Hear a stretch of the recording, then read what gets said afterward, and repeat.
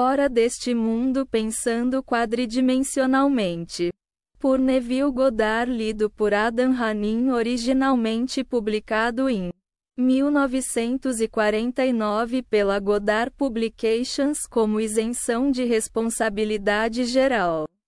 Os pontos de vista e opiniões expressos neste livro pertencem ao autor e podem nem sempre refletir os da Master Key Society ou suas afiliadas. Esta gravação é uma produção da Master Key Society para fins de pesquisa, estudo e discussão. Capítulo 1. Fora deste mundo, e agora eu vos disse antes que aconteça, para que, quando acontecer, vocês possam acreditar. João, capítulo 14, versículo 29. Muitas pessoas, inclusive eu, observaram eventos antes de ocorrerem. Isto é, antes de ocorrerem neste mundo de 3 dimensões. Como o homem pode observar um evento antes que ele ocorra nas 3 dimensões do espaço? A vida na Terra deve prosseguir de acordo com o plano. E esse plano deve existir em outro lugar, dimensão, e se movem lentamente pelo nosso espaço. Se os eventos que ocorreram não estavam neste mundo quando foram observados, então, para ser perfeitamente lógico, eles devem ter estado fora deste mundo. E tudo o que está lá para ser visto antes de ocorrer aqui deve ser pré-determinado, do ponto de vista do homem acordado em um mundo tridimensional. Assim, surge a pergunta, seremos capazes de alterar o nosso futuro? Meu objetivo ao escrever estas páginas é indicar possibilidades inerentes ao homem, mostrar que o homem pode alterar seu futuro, mas, assim, alterado, forma novamente uma sequência determinística a partir do ponto de interferência, um futuro que será consistente com a alteração. A característica mais notável do futuro do homem é a sua flexibilidade. É determinado por suas atitudes e não por seus atos. A pedra angular na qual todas as coisas se baseiam é o conceito que o homem tem de si mesmo. Ele age como faz e tem as experiências que tem, porque seu conceito de si mesmo é o que é. E por nenhuma outra razão. Se ele tivesse um conceito diferente de si mesmo, ele agiria de maneira diferente. Uma mudança no conceito de si mesmo altera automaticamente seu futuro. E uma mudança em qualquer termo de sua série futura de experiências altera reciprocamente seu conceito de si. As suposições do homem que ele considera insignificantes produzem efeitos consideráveis. Portanto, o homem deveria revisar sua estimativa de uma suposição e reconhecer seu poder criativo. Todas as mudanças ocorrem na consciência. O futuro, embora preparado com antecedência em todos os detalhes, tem vários resultados. A cada momento de nossas vidas, temos diante de nós a escolha de qual dos vários futuros escolheremos. Existem 2 perspectivas reais sobre o mundo que todos possuem: um foco natural e um foco espiritual. Os antigos professores chamavam um de a mente carnal e o outro de a mente de Cristo. Podemos diferenciá-los como consciência desperta comum, governada por nossos sentidos, e uma imaginação controlada, governada pelo desejo. Reconhecemos esses 2 centros distintos de pensamento na declaração: o homem natural. Não aceita as coisas do Espírito de Deus porque lhes são loucura. Nem pode ele entendê-las, porque são discernidas espiritualmente. A visão natural confina a realidade ao momento chamado agora. Para a visão natural, o passado e o futuro são puramente imaginários. A visão espiritual, por outro lado, vê o conteúdo do tempo. Ele vê os eventos tão distintos e separados quanto objetos no espaço. O passado e o futuro são um todo presente para a visão espiritual. O que é mental e subjetivo para o homem natural é concreto e objetivo para o homem espiritual. O hábito de ver apenas aquilo que nossos sentidos permitem nos torna totalmente cegos para o que, de outra forma, poderíamos ver. Para cultivar a faculdade de ver o invisível, devemos muitas vezes desembaraçar deliberadamente nossas mentes da evidência dos sentidos e concentrar nossa atenção em um estado invisível, sentindo-o mentalmente e sentindo-o até que tenha toda a nitidez da realidade. O pensamento sério e concentrado, focado em uma direção específica, exclui outras sensações e faz com que desapareçam. Só temos que nos concentrar no estado desejado para vê-lo. O hábito de retirar a atenção da região das sensações e concentrá-la no invisível desenvolve nossa perspectiva espiritual e nos permite penetrar além do mundo dos sentidos e ver aquilo que é invisível, pois as coisas invisíveis dele desde a criação do mundo são claramente vistas. Romanos, capítulo 1, versículo 20. Esta visão é completamente independente das faculdades naturais. Abra e acelere. Sem isso, essas instruções são inúteis, pois as coisas do Espírito são discernidas espiritualmente. Um pouco de prática nos convencerá de que podemos, controlando nossa imaginação, remodelar nosso futuro em harmonia com nosso desejo. Não importa o que aconteça, fazemos, seguimos o desejo, que no momento domina nossas mentes. Quando abandonamos um hábito, nosso desejo de quebrá-lo é maior do que nosso desejo de continuar com o hábito. São aqueles que prendem nossa atenção. Um desejo é apenas uma consciência de algo que nos falta ou precisamos para tornar nossa vida mais agradável.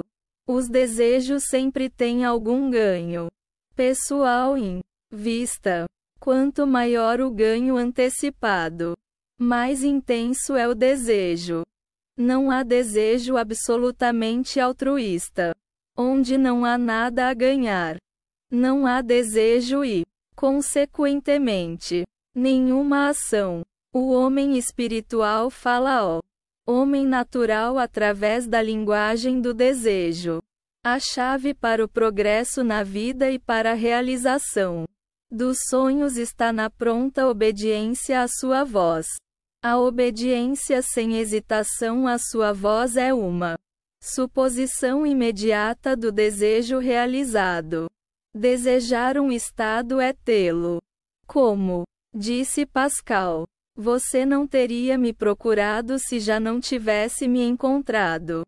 O homem, ao assumir o sentimento de seu desejo realizado, e então viver e agir de acordo com essa convicção, altera o futuro em harmonia com sua suposição. As suposições despertam o que afirmam. Assim que o homem assume a sensação de seu desejo realizado, seu eu quadridimensional encontra caminhos para atingir esse fim. Descobre métodos para sua realização. Não conheço nenhuma definição mais clara. dos meios pelos quais realizamos nossos desejos do que experimentar na imaginação o que experimentaríamos na carne se atingíssemos nosso objetivo. Esta experiência do fim determina os meios. Com sua perspectiva mais ampla, o eu quadridimensional constrói então os meios necessários para realizar o fim aceito. A mente indisciplinada acha difícil assumir um estado que é negado pelos sentidos. Aqui está uma técnica que torna mais fácil encontrar eventos antes que eles ocorram para chamar coisas que não são vistas como se fossem. As pessoas têm o hábito de menosprezar a importância das coisas simples. Mas esta fórmula simples para mudar o futuro foi descoberta após anos de pesquisas e experiências. O primeiro passo para mudar o futuro é o desejo. Ou seja, defina seu objetivo. Saiba definitivamente o que você quer. Em segundo lugar, construa um evento que você acredita que encontraria após a realização do seu desejo. Um evento que implica a realização do seu desejo, algo que terá a ação do eu predominante. Terceiro, imobilize o corpo físico e induza uma condição semelhante ao sono. Deite-se em uma cama ou relaxe em uma cadeira e imagine que está com sono. Então, com as pálpebras fechadas e sua atenção focada na ação que você pretende experimentar, na imaginação. Sinta-se mentalmente dentro da ação proposta, imaginando o tempo todo que você está realmente realizando a ação aqui e agora. Você deve sempre participar da ação imaginária. Não apenas ficar para trás e olhar, mas deve sentir que está realmente realizando a ação. Para que a sensação imaginária seja real para você, é importante sempre lembrar que a ação proposta deve ser aquela que segue a realização do seu desejo. Também, você deve sentir-se dentro da ação até que ela tenha toda a vivacidade e clareza da realidade. Por exemplo, suponha que você deseje uma promoção no cargo. Ser parabenizado seria um evento que você encontraria após a realização de seu desejo. Tendo selecionado esta ação como aquela que você experimentará na imaginação, imobilizará o corpo físico e induzirá um estado semelhante ao sono, um estado de sonolência, mas no qual você ainda será capaz de controlar a direção de seus pensamentos, um estado em que você está atento sem esforço. Agora imagine que um amigo está diante de você. Coloque sua mão imaginária na dele. Primeiro sinta que é sólido e real. Depois mantenha uma conversa imaginária com ele em harmonia com a ação. Não se visualize a distância no ponto do espaço e a distância no ponto do tempo. Sendo parabenizado pela sua boa sorte. Em vez disso, faça outro lugar aqui e o futuro. Agora. O evento futuro é uma realidade agora em um mundo dimensionalmente maior.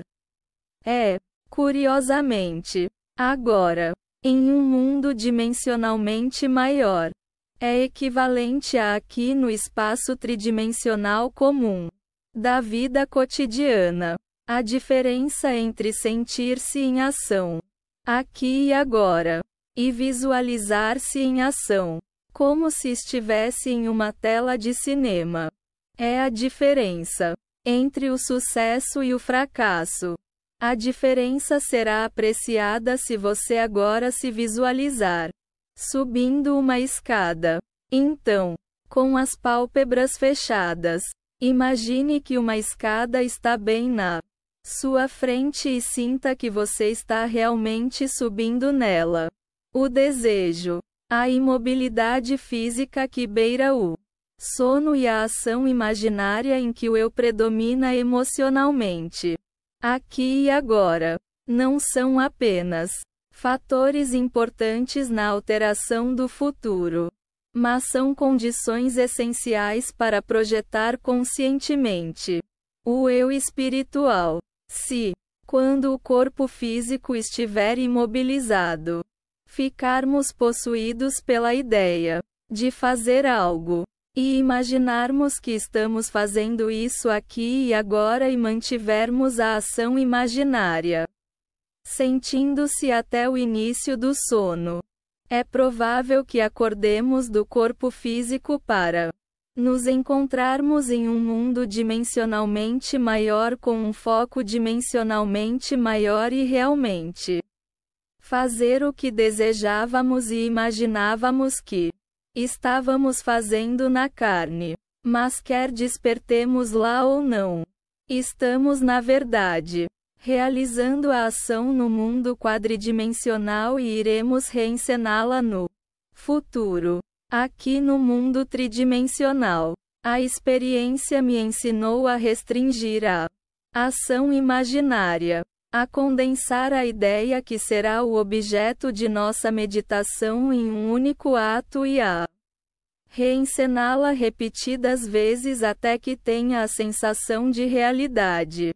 Caso contrário, a atenção se desviará ao longo de um caminho associativo, e inúmeras imagens associadas serão apresentadas à nossa atenção. Em poucos segundos, eles nos levarão a centenas de quilômetros de distância de nosso objetivo no ponto do espaço e a anos de distância no ponto do tempo. Se decidirmos subir um determinado lance de escada, porque esse é o evento provável que seguirá a realização de nosso desejo, então devemos restringir a ação a subir esse lance específico de escada. Caso nossa atenção se desvie, devemos trazê-la de volta à sua tarefa de subir aquele lance de escadas e continuar fazendo isso até que a ação imaginária tenha toda a solidez e clareza da realidade. A ideia deve ser mantida no campo da apresentação, sem nenhum esforço sensato de nossa parte. Devemos, com o mínimo de esforço, permear a mente com a sensação do desejo realizado. A sonolência facilita a mudança porque favorece a atenção sem esforço, mas não deve ser empurrada para o estágio do sono, no qual não seremos mais capazes de controlar os movimentos da nossa atenção, mas sim um grau moderado de sonolência no qual ainda estamos capazes de direcionar nossos pensamentos. A maneira mais eficaz de incorporar um desejo é assumir a sensação do desejo realizado e então, em um estado relaxado e sonolento, repetir continuamente, como uma canção de ninar, qualquer frase curta que implique a realização de nosso desejo, como obrigado, como se nos dirigíssemos a um poder superior por ter feito isso por nós. Se, no entanto, buscarmos uma projeção consciente em um mundo dimensionalmente maior, então devemos manter a ação até o início do sono. Experimente na imaginação, com toda a nitidez da realidade, o que seria experimentado na carne se você atingisse seu objetivo. E você, com o tempo, o encontrará na carne, assim como o encontrou em sua imaginação. Alimente a mente com premissas, isto é, afirmações presumidas como verdadeiras, porque as suposições embora irreais para os sentidos, se persistirem, até que tenham a sensação de realidade, se transformarão em fatos. Para uma suposição, todos os meios que promovem sua realização são bons. Influencia o comportamento de todos, inspirando todos os movimentos, as ações e as palavras que tendem à sua realização. Para entender como o homem molda seu futuro em harmonia com sua suposição, devemos saber o que queremos dizer com um mundo dimensionalmente maior, pois é para um mundo dimensionalmente maior que vamos alterar nosso futuro. A observação de um evento antes que ele ocorra implica que o evento é predeterminado do ponto de vista do homem no mundo tridimensional. Portanto, para alterar as condições aqui nas 3 dimensões do espaço, devemos primeiro alterá-las nas 4 dimensões do espaço. O homem não sabe exatamente o que significa um mundo dimensionalmente maior e, sem dúvida, negaria a existência de um eu dimensionalmente maior. Ele está bastante familiarizado com as 3 dimensões de comprimento, largura e altura. Sente que se houvesse uma 4ª dimensão, deveria ser tão óbvia para ele quanto as dimensões de comprimento, largura e altura. Uma dimensão não é uma linha. É qualquer maneira pela qual algo pode ser medido que é totalmente diferente de todas as outras maneiras. Ou seja, para medir um sólido quadridimensionalmente, simplesmente o medimos em qualquer direção, exceto em seu comprimento, largura e altura. Existe outra maneira de medir um objeto, além de seu comprimento, largura e altura? O tempo mede minha vida sem empregar as 3 dimensões de comprimento, largura e altura. Não existe um objeto instantâneo. Seu aparecimento e desaparecimento são mensuráveis. Perdura por um período de tempo definido. Podemos medir sua vida útil sem usar as dimensões de comprimento, largura e altura. O tempo é definitivamente uma 4ª forma de medir um objeto. Quanto mais dimensões um objeto tiver, mais substancial e real ele se tornará. Uma linha reta, que reside inteiramente em uma dimensão, adquire forma, massa e substância pela adição de dimensões.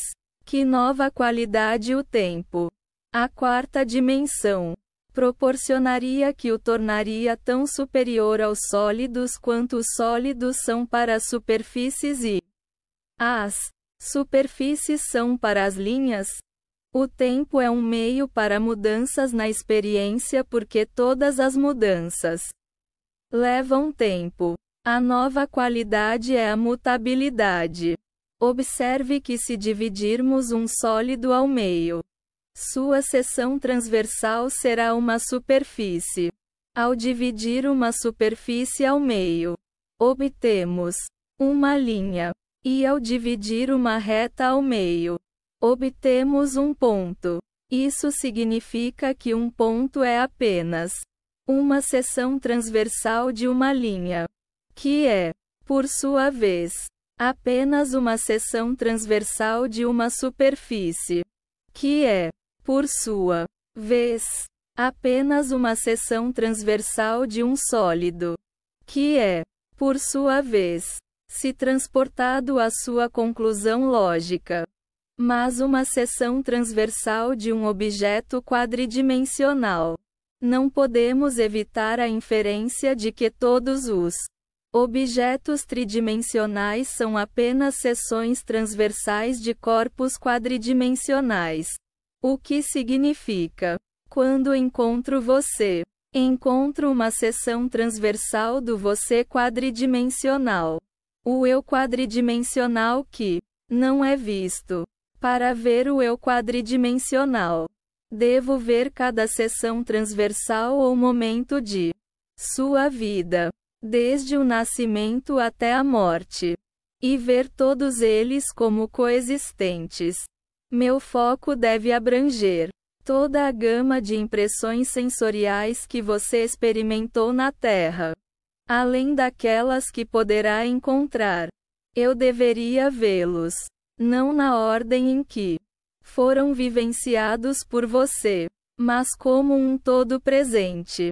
Como a mudança é a característica da quarta dimensão, eu deveria vê-los em um estado de fluxo como um todo vivo e animado.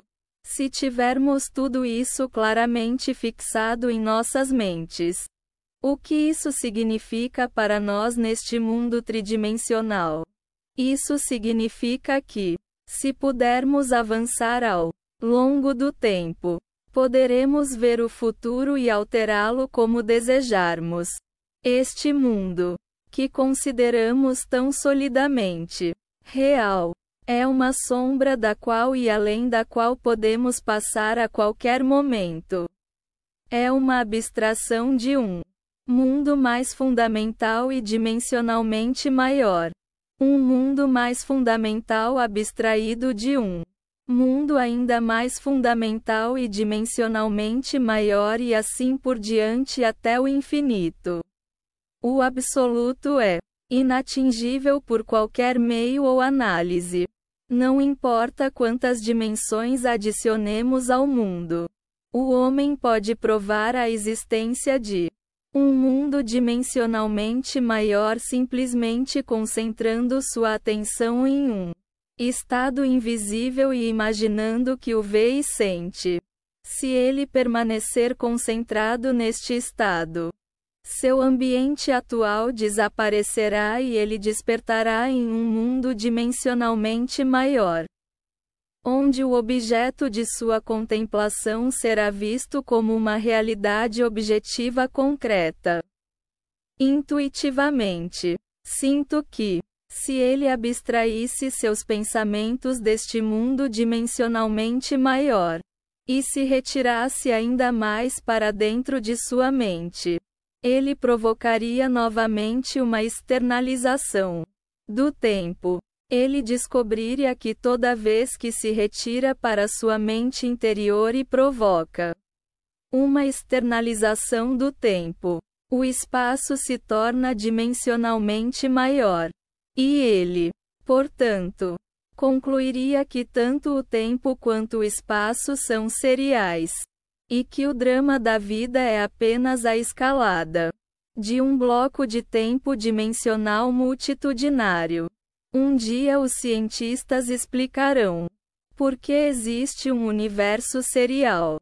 Mas, na prática, a maneira como usamos esse universo serial para mudar o futuro é mais importante.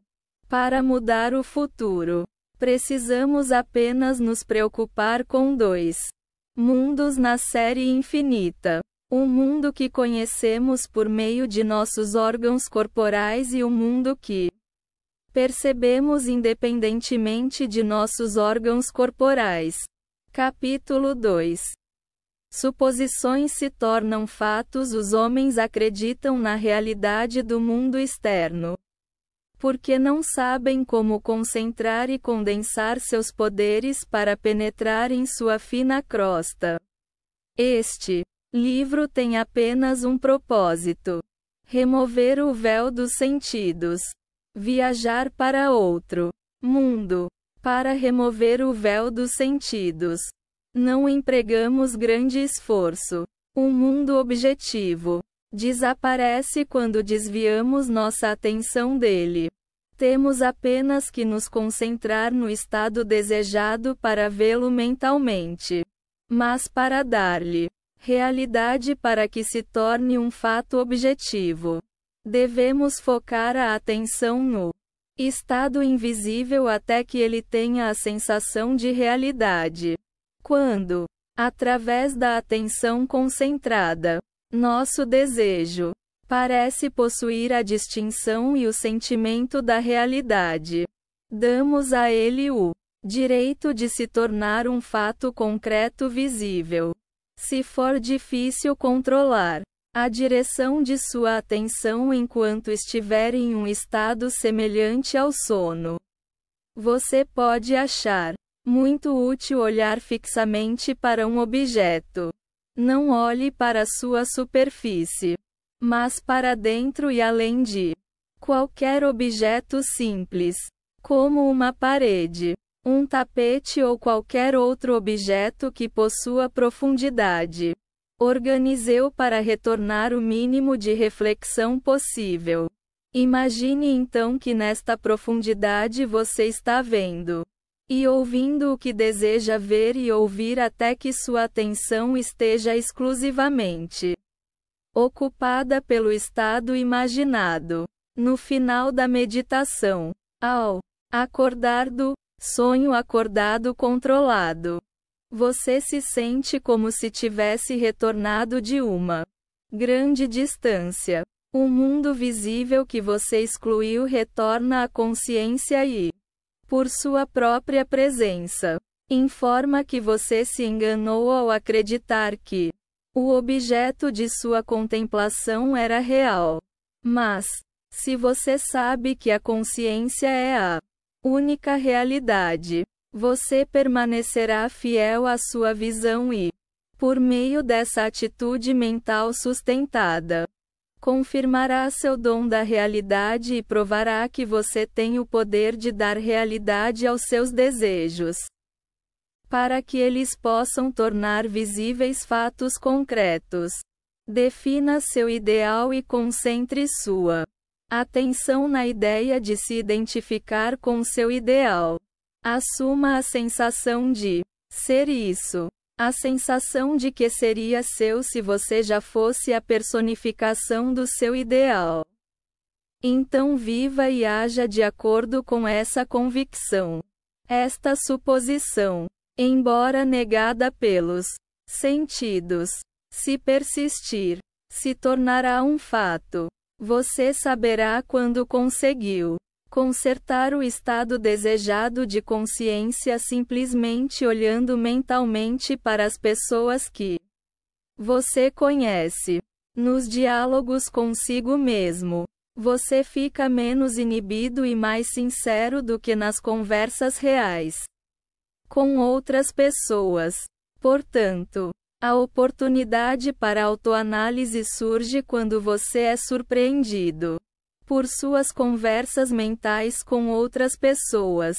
Se você os vê como os via anteriormente, você não mudou seu conceito de si mesmo, pois todas as mudanças de conceitos de si mesmo resultam em uma mudança no relacionamento com o seu mundo. Em sua meditação, permita que os outros vejam você. Como veriam você se esse novo conceito de si mesmo fosse um fato concreto? Para os outros, você sempre parece ser a personificação do ideal que inspira.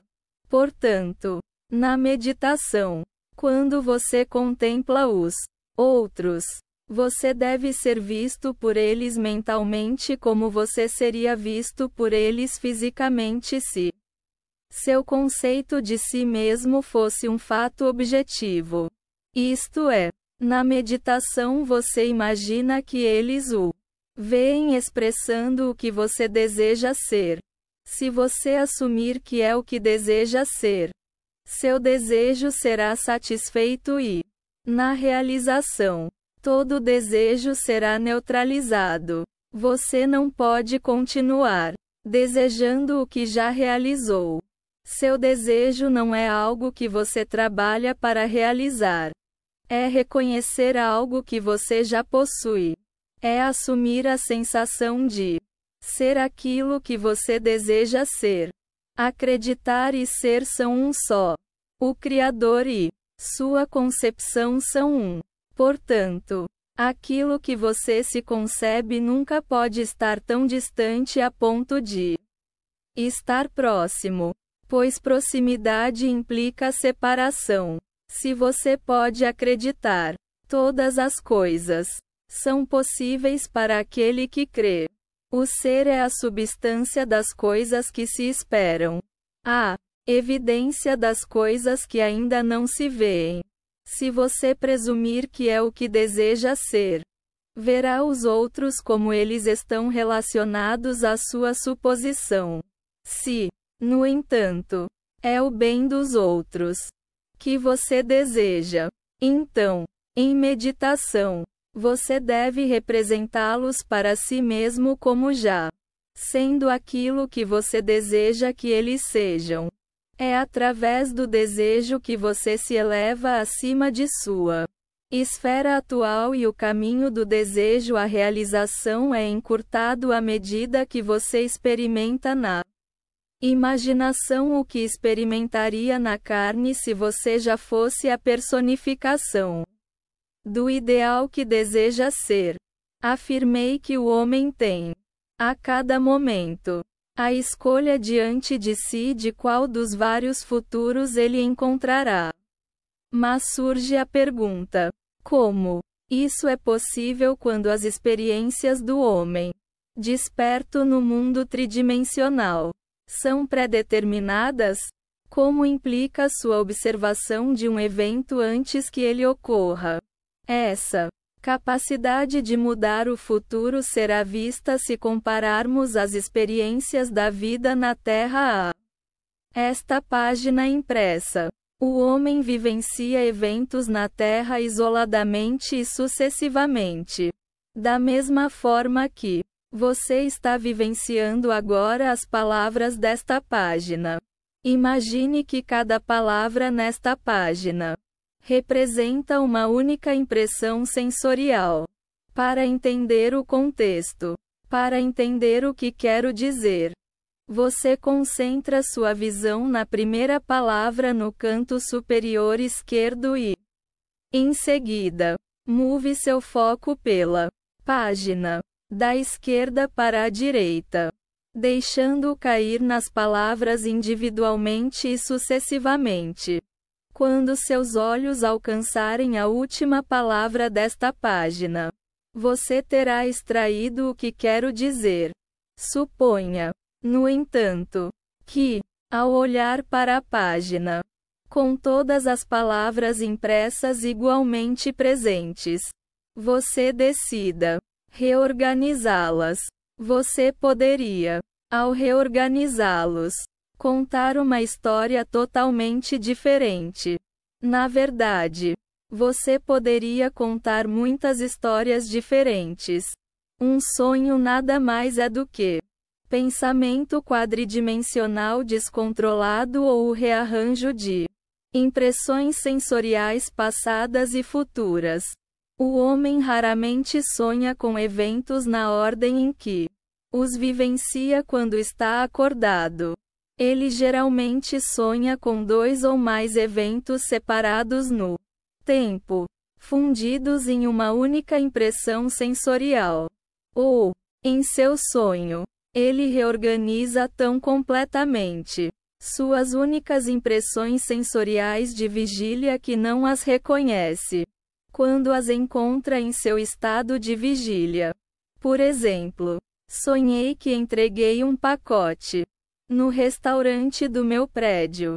A anfitriã me disse: "Você não pode deixar isso aí." Então, o ascensorista me deu algumas cartas. E quando eu agradeci por elas, ele, por sua vez, me agradeceu. Nesse momento, o operador do elevador noturno apareceu e acenou para mim. No dia seguinte, ao sair do meu apartamento, peguei algumas cartas que haviam sido colocadas na minha porta. Ao descer, dei uma gorjeta ao ascensorista do dia e agradeci por cuidar da minha correspondência. Então ele me agradeceu pela dica. Ao voltar para casa naquele dia, ouvi um porteiro dizer a um entregador: "Você não pode deixar isso aí." quando eu estava prestes a pegar o elevador para meu apartamento. Fui atraído por um rosto conhecido no restaurante e, quando olhei para dentro, a recepcionista me cumprimentou com um sorriso. Mais tarde naquela noite, acompanhei meus convidados do jantar até o elevador e, ao me despedir deles, a atendente noturna acenou para mim boa noite, simplesmente reorganizando algumas das impressões sensoriais únicas que eu estava destinado a encontrar e fundindo duas ou mais delas em impressões sensoriais únicas.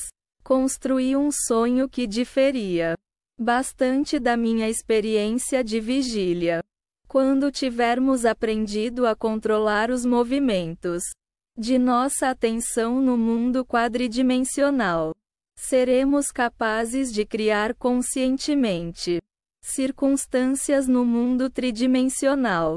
Aprendemos esse controle através do sonho acordado, onde nossa atenção pode ser mantida sem esforço, pois atenção menos esforço é indispensável para mudar o futuro. Podemos, em um sonho acordado controlado, construir conscientemente um evento que desejamos experimentar no mundo tridimensional. As impressões sensoriais que usamos para construir nosso sonho acordado são realidades presentes deslocadas no tempo ou no mundo quadridimensional. Tudo o que fazemos na construção do sonho acordado é selecionar dentre a vasta gama de impressões sensoriais aquelas que, quando devidamente organizadas, implicam que realizamos nosso desejo. Com o sonho claramente definido, relaxamos em uma cadeira e induzimos um estado de consciência semelhante ao sono, um estado que, embora próximo ao sono, nos deixa no controle consciente dos movimentos de nossa atenção. Quando atingimos esse estado, experimentamos na imaginação o que experimentaríamos na realidade se esse sonho acordado fosse um fato objetivo. Ao aplicar esta técnica para mudar o futuro, é importante sempre lembrar que a única coisa que ocupa a mente durante o sonho acordado é o sonho acordado. A ação pré-determinada, que implica a realização do nosso desejo. Como o sonho acordado se torna um fato físico não é nossa preocupação. Nossa aceitação do sonho acordado como realidade física determinará os meios para sua realização. Deixe-me estabelecer novamente as bases para mudar o futuro, que nada mais é do que um sonho acordado controlado. 1. Defina seu objetivo. Saiba com certeza o que você quer. 2. Construa um evento que você acredita que encontrará após a realização do seu desejo, algo que terá a ação do eu predominante, um evento que implica a realização do seu desejo. 3. Imobilizar o corpo físico e induzir um estado de consciência semelhante ao sono. Então, sinta-se mentalmente dentro da ação proposta, imaginando o tempo todo que você está realmente realizando a ação aqui e agora, para que você experimente na imaginação o que você experimentaria na carne se agora realizasse seu objetivo. A experiência me convenceu de que esta é a maneira perfeita de atingir meu objetivo. No entanto, minhas muitas falhas me condenariam se eu insinuasse que dominei completamente os movimentos da minha atenção. Posso, no entanto, dizer com o antigo professor: uma coisa faço, esquecendo-me das coisas que atrás ficam. E avançando para as que estão diante de mim, prossigo em direção ao alvo pelo prêmio. Capítulo 3. Poder da imaginação, conhecereis a verdade. E a verdade vos libertará. João. Capítulo 8. Versículo 32. Os homens afirmam que um julgamento verdadeiro deve estar em conformidade com a realidade externa a qual se refere. Isso significa que se eu, enquanto preso, sugerir a mim mesmo que sou livre e conseguir acreditar que sou livre, é verdade que acredito na minha liberdade. Mas isso não significa que eu seja livre, pois posso ser vítima de ilusão. Mas, por causa de minhas próprias experiências, passei a acreditar em tantas coisas estranhas que vejo poucos motivos para duvidar da verdade de coisas que estão além da minha experiência. Os antigos professores nos alertaram para não julgarmos pelas aparências porque, disseram eles, a verdade não precisa se conformar à realidade externa a qual ela se relaciona.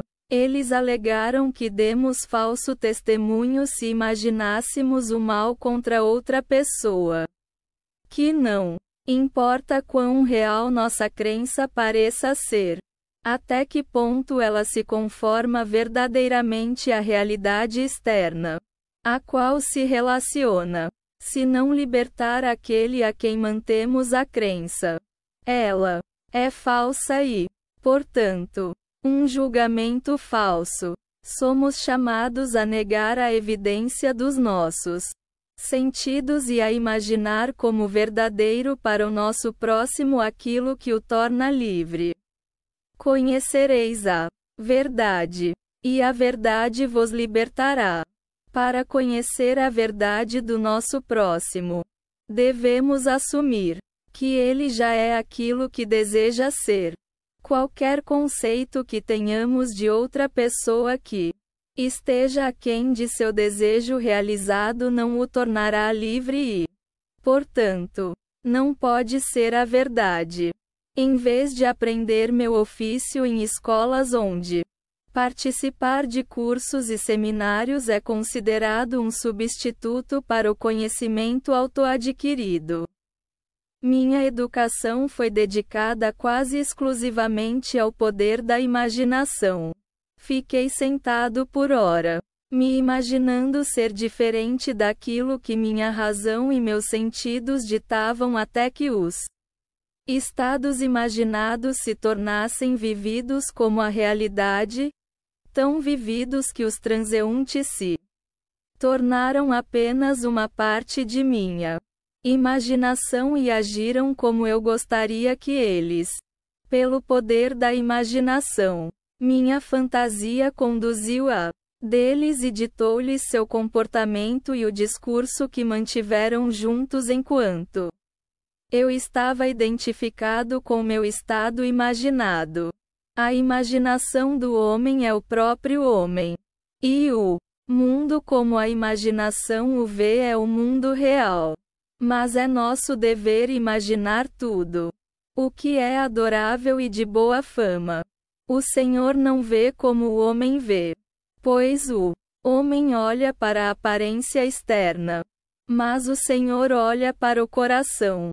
Como um homem pensa em seu coração, ele também é. Na meditação, quando o cérebro fica luminoso, encontro minha imaginação dotada do poder magnético para atrair para mim tudo o que desejo.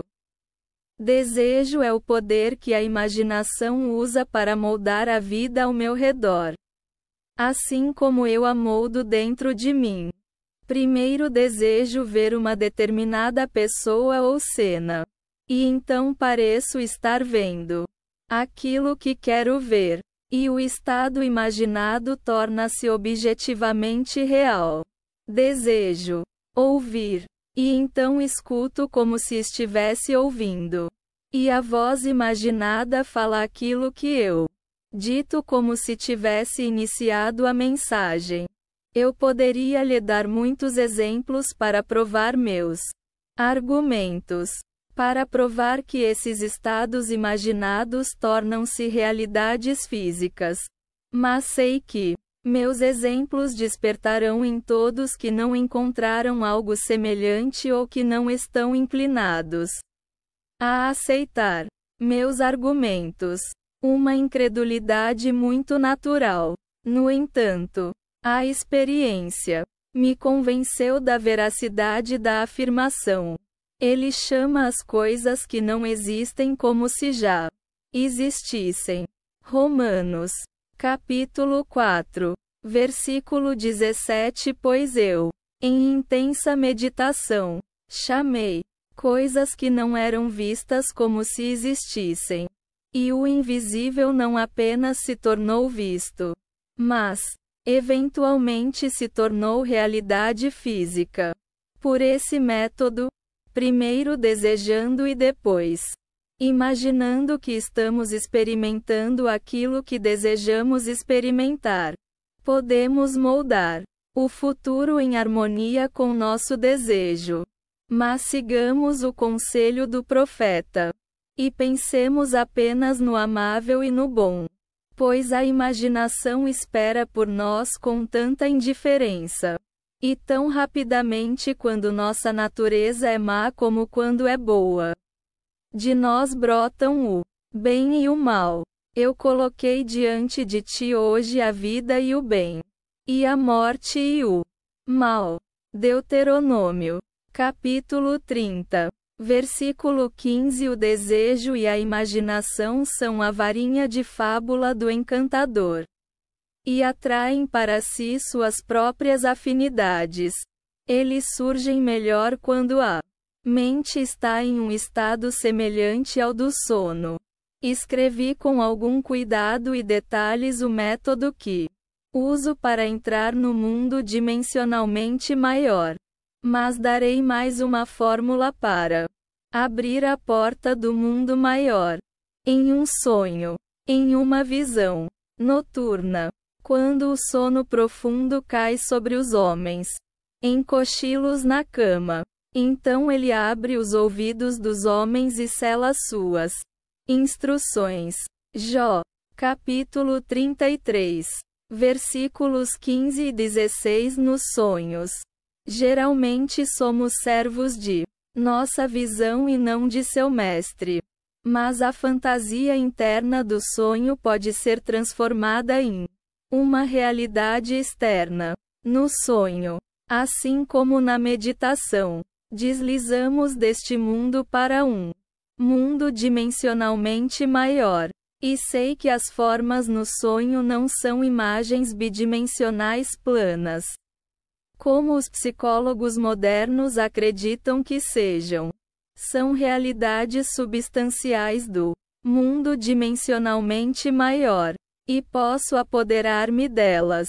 Descobri que, se me surpreender, sonhando, posso agarrar qualquer forma inanimada ou estacionária do sonho. Uma cadeira, uma mesa, uma escada, uma árvore, e me ordenar a acordar. Ao comando para acordar, enquanto me agarro firmemente ao objeto do sonho. Sou puxado através de mim mesmo com a sensação distinta de despertar do sonho. Desperto em outra esfera que contém o objeto do meu sonho. Para descobrir que não sou mais o servo da minha visão, mas seu mestre, pois estou totalmente consciente e no controle dos movimentos da minha atenção.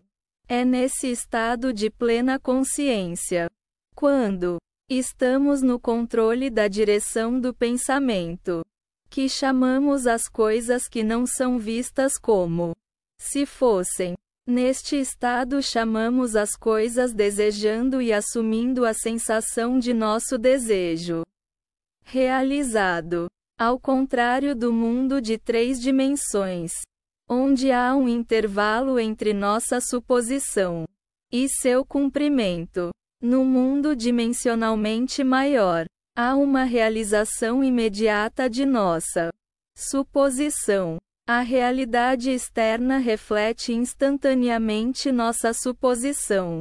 Aqui não há necessidade de esperar 4 meses até a colheita. Olhamos novamente como se tivéssemos visto. E eis que os campos já estão brancos para a colheita. Neste mundo dimensionalmente maior, vocês não precisarão lutar.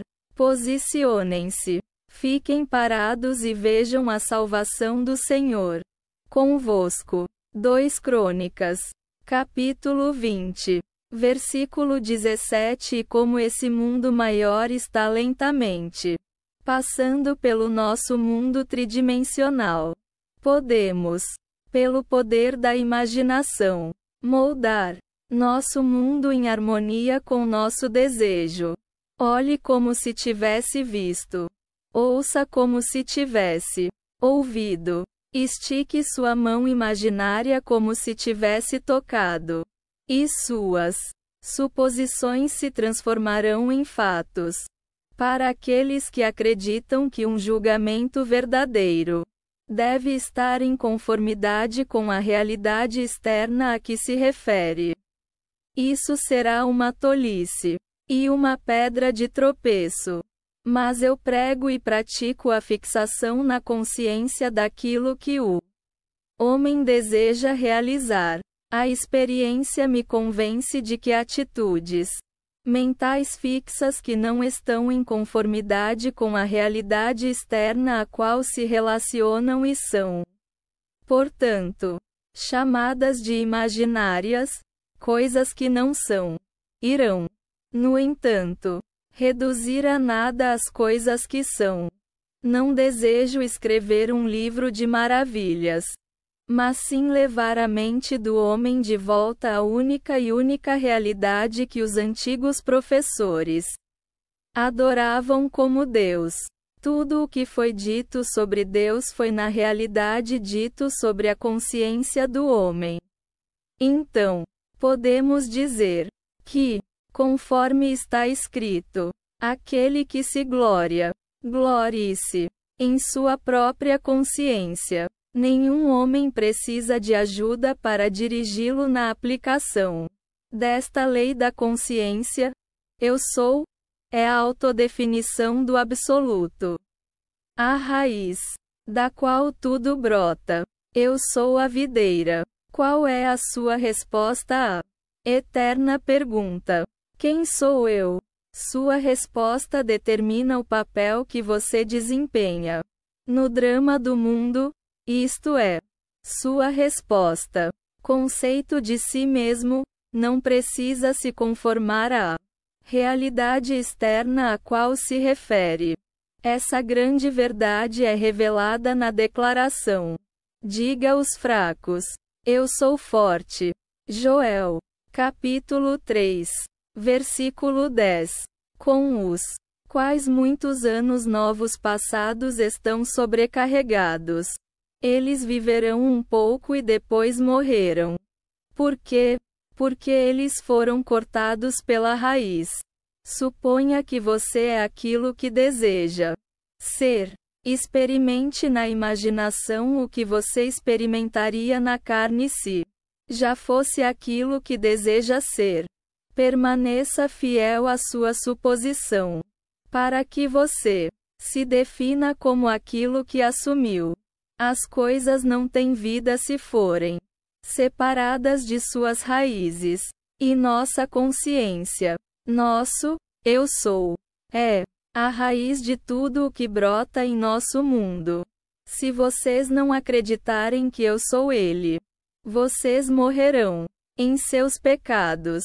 João, capítulo 8, versículo 24. Ou seja, se eu não acredito que já sou aquilo que desejo ser, então permaneço como sou e morro em meu atual conceito de eu. Não há poder fora da consciência do homem para ressuscitar e tornar vivo aquilo que o homem deseja experimentar. Aquele homem que está acostumado a invocar à vontade quaisquer imagens que lhe agrade, será, em virtude do poder de sua imaginação, senhor de seu destino. Eu sou a ressurreição e a vida.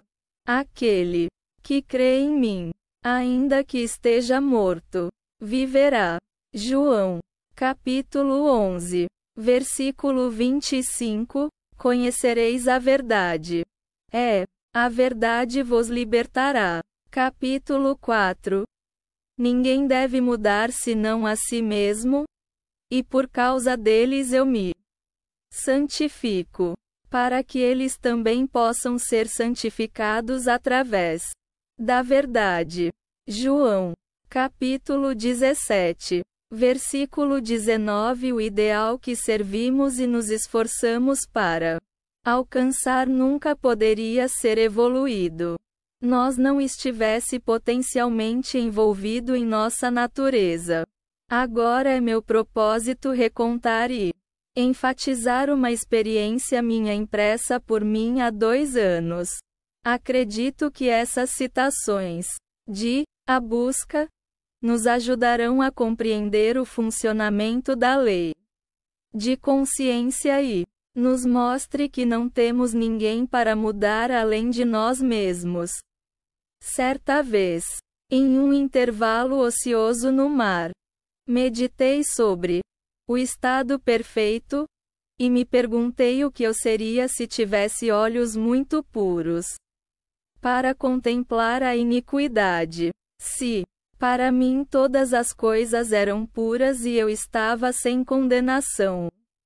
Ao me perder nesta meditação ardente, me vi elevado acima do ambiente escuro dos sentidos.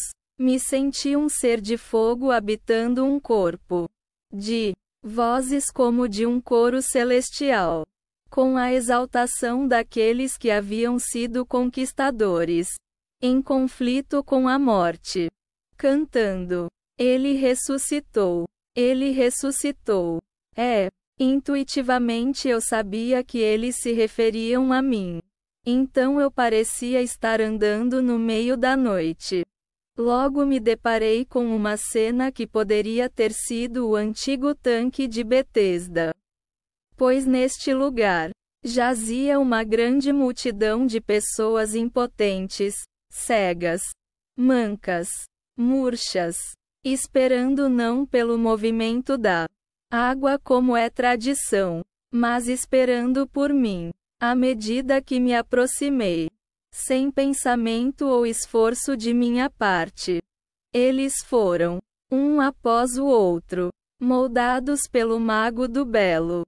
Olhos, mãos, pés, todos os membros faltantes foram extraídos de algum reservatório invisível e moldados em harmonia com aquela perfeição que senti brotar dentro de mim.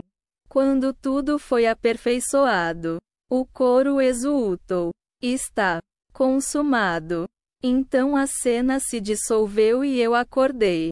Sei que essa visão foi o resultado de minha intensa meditação sobre a ideia de perfeição, pois minhas meditações invariavelmente trazem união com o estado contemplado. Eu estava tão completamente absorvido pela ideia, que por um tempo me tornei o que contemplava, e o propósito elevado com o qual, naquele momento me identifiquei atraiu a companhia de coisas elevadas e moldou a visão em harmonia com minha natureza interior. O ideal ao qual estamos unidos funciona por associação de ideias para despertar 1000 estados de espírito para criar um drama de acordo com a ideia central. Minhas experiências místicas me convenceram de que não há outra maneira de alcançar a perfeição exterior que buscamos senão pela transformação de nós mesmos. Assim que conseguirmos nos transformar, o mundo derreterá magicamente diante de nossos olhos e se remodelará em harmonia com aquilo que nossa transformação afirma. Na economia divina nada está perdido. Não podemos perder nada, exceto descer da esfera onde a coisa tem sua vida natural. Não há nenhum poder transformador na morte e, estejamos aqui ou ali, moldamos o mundo que nos rodeia pela intensidade de nossa imaginação e sentimento, e iluminamos ou obscurecemos nossas vidas pelos conceitos que temos de nós mesmos. Nada é mais importante para nós do que a nossa concepção de nós mesmos. E isso é especialmente verdadeiro em relação ao nosso conceito do ser dimensionalmente maior dentro de nós. Aqueles que nos ajudam ou atrapalham, quer saibam disso ou não, são os servos daquela lei que molda as circunstâncias externas em harmonia com nossa natureza interior. É a nossa concepção de nós mesmos que nos liberta ou nos restringe. Embora possa usar agentes materiais para atingir seu propósito, como a vida molda o mundo exterior para refletir o arranjo interno de nossas mentes. Não há outra maneira de alcançar a perfeição exterior que buscamos a não ser pela transformação de nós mesmos. Nenhuma ajuda vem de fora. As colinas para as quais elevamos nossos olhos são aquelas de uma cordilheira interior. É, portanto, para a nossa própria consciência que devemos nos voltar como a única realidade. O único fundamento sobre o qual todos os fenômenos podem ser explicados. Podemos confiar absolutamente na justiça desta lei para nos dar apenas aquilo que é da nossa natureza. Tentar mudar o mundo antes de mudarmos nosso conceito de nós mesmos é lutar contra a natureza das coisas. Não pode haver mudança externa até que primeiro haja uma mudança interna. Como dentro, assim fora. Não estou defendendo a indiferença filosófica quando sugiro que devemos nos imaginar como aquilo que queremos ser, vivendo em uma atmosfera mental de grandeza, em vez de usar meios físicos e argumentos para provocar a mudança desejada. Tudo o que fazemos, sem ser acompanhado por uma mudança de consciência, nada mais é do que um reajuste fútil de superfícies. Por mais que trabalhemos ou lutemos, não podemos receber mais do que afirmam nossas suposições. Protestar contra qualquer coisa que nos aconteça é protestar contra a lei do nosso ser e contra o nosso governo sobre o nosso próprio destino. As circunstâncias da minha vida estão muito intimamente relacionadas à minha concepção de mim mesmo para não terem sido formadas pelo meu próprio espírito a partir de algum depósito dimensionalmente maior do meu ser. Se houver dor para mim nesses acontecimentos, devo procurar dentro de mim mesmo a causa, pois sou movido aqui e ali e feito para viver em um mundo em harmonia com meu conceito de mim mesmo. A meditação intensa traz uma união com o estado contemplado. E durante essa união temos visões. Temos experiências e nos comportamos de acordo com nossa mudança de consciência. Isso nos mostra que uma transformação de consciência resultará em uma mudança de ambiente e comportamento. Todas as guerras provam que as emoções violentas são extremamente potentes na precipitação de rearranjos mentais.